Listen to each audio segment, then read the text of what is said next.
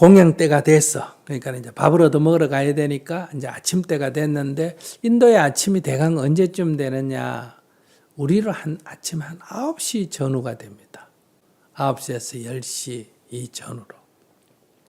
인도에는 사람들이 아침 일찍 일어나면 짜이 한 잔 먹고 비스켓 몇 개 먹고 마치 간단한 간식 정도 먹고 일을 하고요. 9시 전후로 해서 이제 아침을 먹는다. 그리고 또 점심 우리로 말하면 이제 12시에 점심을 먹으니까 한 2, 3시나 3시 대가 또 간단한 간식 같은 걸 먹고 저녁도 저녁 9시쯤 돼가 먹습니다. 그러니까 저녁 먹고 바로 자요. 그 인도에 초대받아 가면 6시에 가면 밥을 안 줘요. 그 뭐 차 주고 간식 주고 이렇게 아무리 기다려도 밥을 안 줘.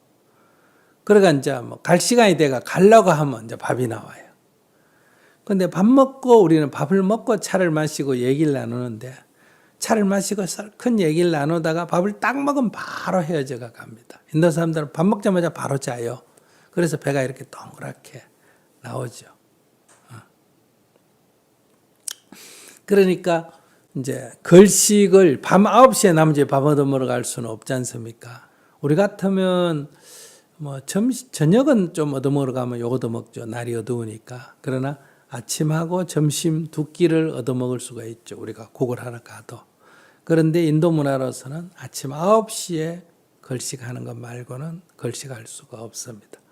그래서 이 9시 전후로 해서 이제 때가 되면 이제 밥 얻어 먹으러 가는 거예요. 그러니까 얻어 먹으러 갈 때도 너무 일찍 가면 안 돼요.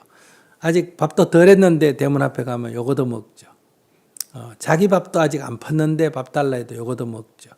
밥 다 먹고 치웠는데 와서 밥 달라 해도 요거도 먹습니다.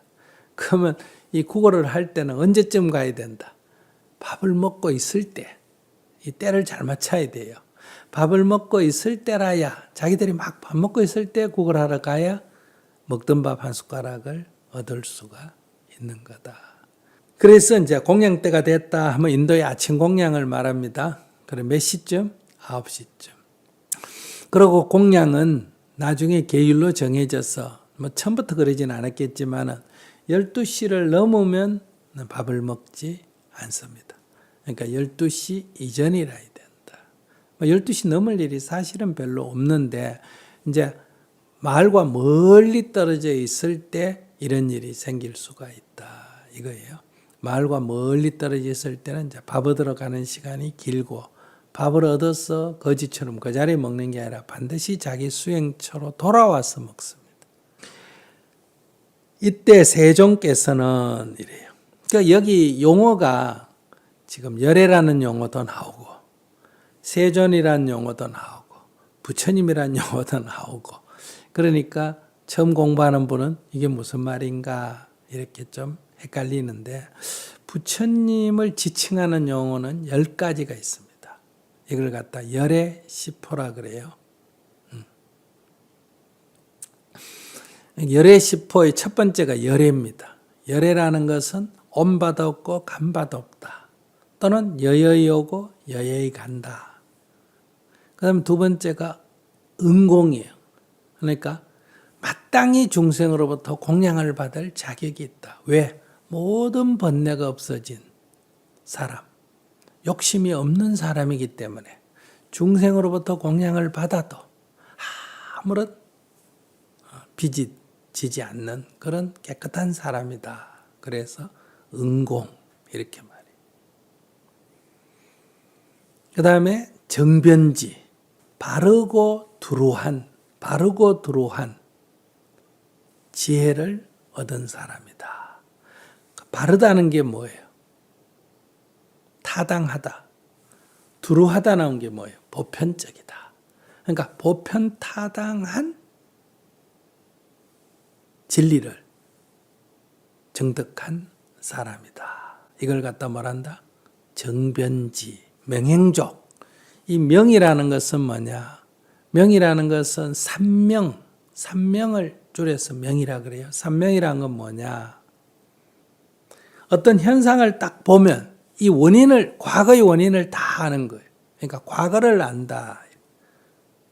어떤 원인을 딱 보면 이 결과가 어떻게 될지를 아는 거예요. 미래를 안다. 이렇게 볼 수 있죠.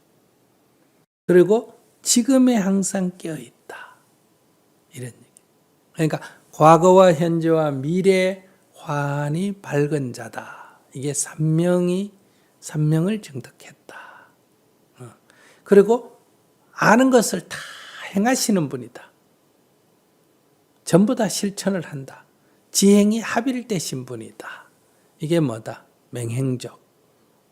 삼명과 행위, 만행위, 만 가지 행위 다 갖춰지신 분이다. 그래서 맹행적 그래요. 그 다음에 세간에 세상의 모든 일을 다 안다. 선서 이 고해의 바다를 다 건너가신 분이다. 조장부 중생의 모든 번뇌를 다 이렇게 다스리는 장부시다. 천인사 사랑과 하늘의 스승이시다.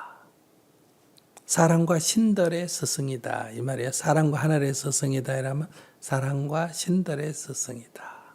불, 깨달으신 분이다. 세존, 세상에서 가장 존귀하신 분이다. 그 열애, 은공, 정병지, 명행족, 선서, 세간의, 무상사, 조장부, 천인사, 불세존. 이렇게 해서 이걸 열애의 10호라고 그래요. 그러니까 부처님을 그대로 표현하는 표현 방법이 10가지가 있다. 그 가운데 10개를 다 나열할 때가 있고 앞에 3가지 열애은공 정변지만 말할 때도 있고 일반적으로 부처님을 우리가 부처님이 본인을 지칭할 때는 또는 사람이 부를 때 나를 열애라고 불러라 이렇게 말하잖아요. 그러나 제자들은 부처님을 부를 때 존귀하신 분이다. 그래서 세존이시여 이렇게 표현을 합니다. 일반적으로 우리가 이제 부처님을 지칭할 때는 부처라고 붓다라고 지칭을 하고 또는 열애라고 지칭을 하고 우리가 본인 앞에서 부를 때는 주로 세존이시여 이렇게 부르니까 여기 글에는 이 중에 3가지가 주로 나옵니다. 부처님이라고 불이라고 불리거나 세존이라고 불리거나 열애라고 불린다.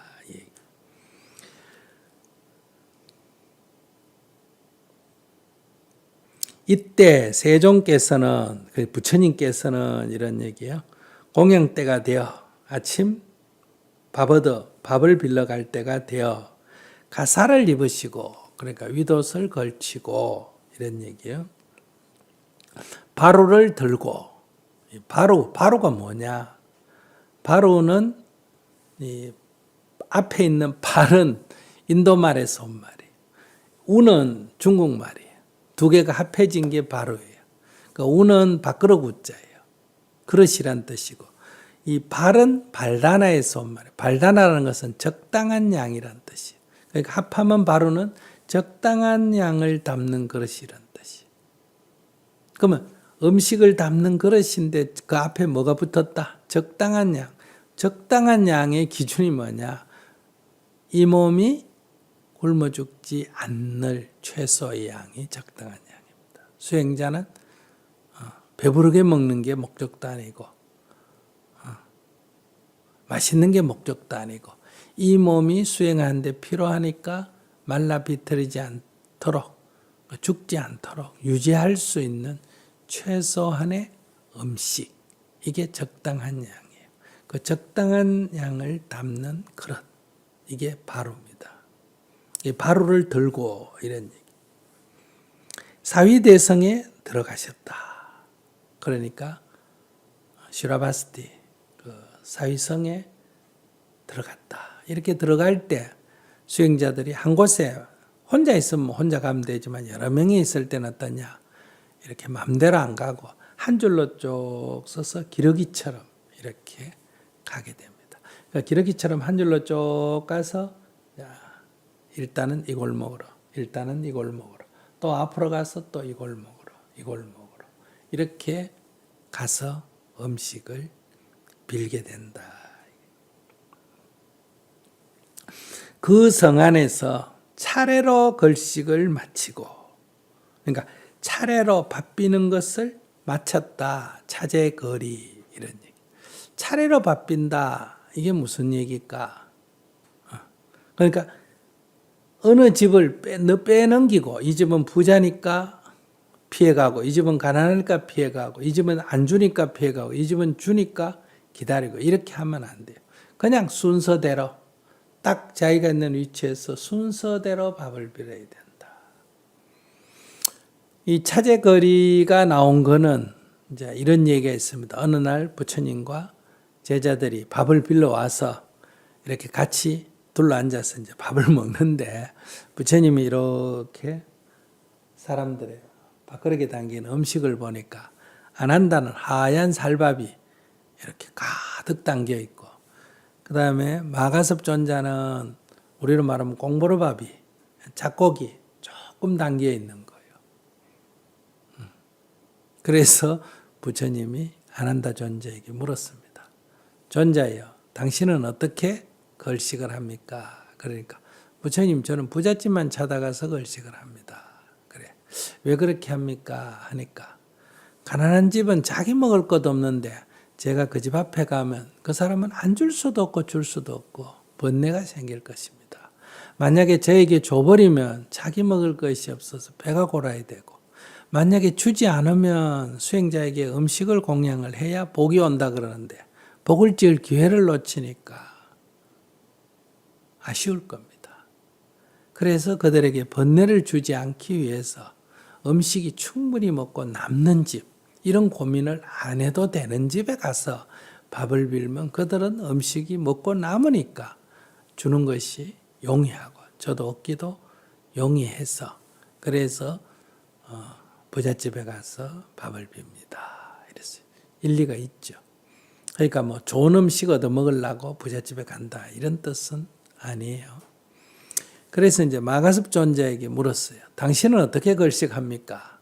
저는 가난한 집만 찾아가서 걸식을 합니다. 그래. 아니 존자여, 왜 그렇게 걸식을 합니까? 가난한 사람들은 자기 먹을 것도 없기 때문에 자기 살기에 급급해서 이 미래를 위해서 복을 지을 줄 모른다. 복을 지을 기회도 없다 이거예요. 제가 그 집에 가서 그 가난한 사람이 먹는 그 박한 음식, 그걸 제가 조금이라도 얻어야 그들에게 복을 짓게 되고, 그래야 그들의 미래에 삶이 좀 더 풍요로워집니다. 그래서 제가 먹는 음식이 비록 입에 거칠고 힘들지만은 저는 그들의 복전이 되기 위해서 가난한 집에 가서 밥을 빕니다. 또 이것도 일리가 있죠. 그러니까 부처님께서 존자들이여 다 훌륭합니다. 그러나 수행자는 부자니 가난하니 주니 안 주니 이런 거를 분별해서는 안 됩니다. 그래서 차례로 밥을 빌으십시오 이랬어. 그 이후로 이 집은 부자다, 이 집은 가난한 집이다, 이 집은 내가 가면 욕만 하더라, 이 집은 가니까 안 주더라, 이 집은 가니까 잘 주더라. 수행자는 이런 생각을 하면 안 된다. 그냥 순서대로 가라. 이걸 갖다가 차제거리라 그래요. 그러니까 여러분들이 길거리에서 모금할 때, 저 사람 보니 돈 좀 낼만 하다가 쫓아가서 하고, 저 사람은 안 낼만 하다 하니까 피하고 이러면 안 돼요. 그 사람이 주든 안 주든 많이 주든 적게 주든 비난을 하든 칭찬을 하든 거기에 구애받지 않고 그냥 우리는 제3세계 어린아이들이 굶주리고 있습니다. 북한 어린아이들이 지금 영양실조 상태에 있습니다. 당신의 도움이 필요합니다. 이렇게 안내만 하지 주고 안 주고 많이 주고 적게 주고는 그들의 자유다. 달라고 하면 안 된다. 알림을 해야지. 그래서 걸식하는 사람은 그 집 앞에 가서 다만 서 있습니다. 밥그릇을 들고. 음식이 필요합니다. 이 얘기죠. 혹시 남는 것이 있으면 좀 주십시오. 이런 뜻인데 달라고 하면 안 됩니다. 특히 뭘 달라고 하면 안 됩니다. 주는 대로 받아야 된다. 주는 대로. 그래서 한참 기다려도 안 주면 다음 집으로 가야 합니다. 욕을 해도 거기에 대응을 하면 안 된다. 아무튼 그것이 차제거리로 하고 두 번째 7가씩 7집만 밥을 빈다. 자, 우리가 배우기는 7집 가서 이제 음식을 아무도 안 주면 어떡하느냐. 그러면 굶어야 돼요. 계속 얻으러 다니는 것은 거지와 같다. 이 얘기예요. 그 왜 7집을 갔는데 밥을 안 주는 일이 생기느냐. 부족한 일이 생기느냐. 그들도 먹을 것이 없을 때 이런 일이 생긴다. 그럼 그들도 먹을 것이 없으면 나도 오늘 굶어야 된다. 이 얘기. 그런데 그들이 먹을 것이 있는데도 나에게 안 줄 수도 있어요. 왜? 나에 대한 평판이 안 좋기 때문에. 그러면 돌아와서 내 수행을 반성하고 점검해야 된다. 이것이 걸식의 정신입니다. 뭘 달라든지 이렇게 말하면 안 된다. 차례로 걸식을 마치시고 이제 걸식을 마쳤다 이 말이에요. 본래의 처소로 돌아온다. 반드시 자기 수행 도량에 와서 먹지 배고프다고 중간에서 먹으면 안 돼요. 환지본처. 본래 자리로 돌아오셔서 공양을 드셨다. 이거예요. 반사흘 공양을 드셨다. 공양을 먹었으니까 어떻게 해야 돼요? 이제 바루를 씻어야 될 거 아니에요. 그죠? 바루를 거두었다. 이 말은 바루를 씻어서 이제 놓고 이제 위도스럽대요. 가사를 벗어서 놓았다. 이런 얘기. 외출을 하고 돌아왔으니까 가사는 벗어놓고 그 다음에 바루는 씻어서 엎어놓고 그리고 이제 발을 씻었다. 외출하고 돌아오면 반드시 발을 씻습니다. 맨발로 다니니까요. 발을 씻고 그리고 자리에 앉았다. 여기서는 자리에 앉았다 하고 간단하게 표현했지만은 이제 선정에 드셨다. 이런 표현이라고 할 수가 있습니다.